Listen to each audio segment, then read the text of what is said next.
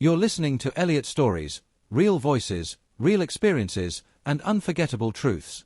Here, we tell the stories that others overlook, the ones buried in silence, fear, and misunderstanding. If you're new here, welcome.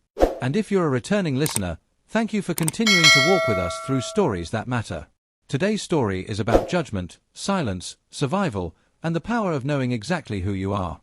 What began as a routine drive home turned into a moment that could have been deadly.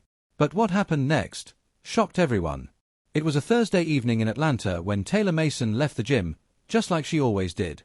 She wasn't just a self-defense instructor, she was someone who had survived enough in life to know how quickly peace could turn to panic. She had just wrapped her last class of the day, locked up the space, tossed her gym bag in the front seat, and climbed into her black SUV. Everything about her evening was clockwork. She didn't speed. She didn't roll through any stop signs. Her registration was current, and she always used her signal. But just 10 minutes after pulling out of the gym lot, she noticed the headlights behind her, closer than usual. Then came the sirens. Her stomach dropped, but her hands stayed steady. Taylor had been stopped before, but she never got used to the way it made her feel, like suddenly, nothing about her good record or calm demeanor could protect her from being misunderstood. She pulled over onto a quiet residential street.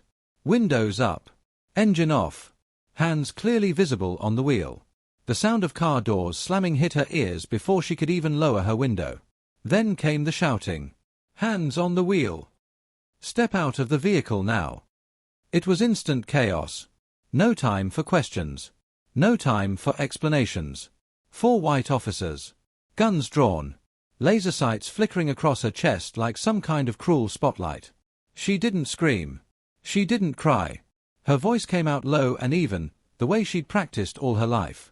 I am a licensed carrier. My firearm is secured in my glove compartment. I am not armed. I am not resisting.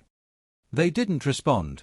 Instead, one of them yanked open her door while another grabbed her wrist and twisted it behind her back. She was slammed face first onto the hood of her own vehicle. The cold metal burned her skin. Still, she didn't fight. She'd seen too many stories end that way. She'd promised herself she'd live to tell hers. One officer muttered into his radio, giving out her plates. Another glanced at her gym bag and scoffed, probably got all kinds of stuff in there. The way he said it made her want to laugh, but it wasn't funny. It was terrifying. That's when the radio crackled again. The dispatcher's voice cut through everything.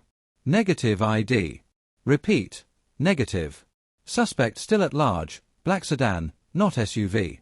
Your stop does not match the vehicle description. For a moment, nobody moved. Then one of the officers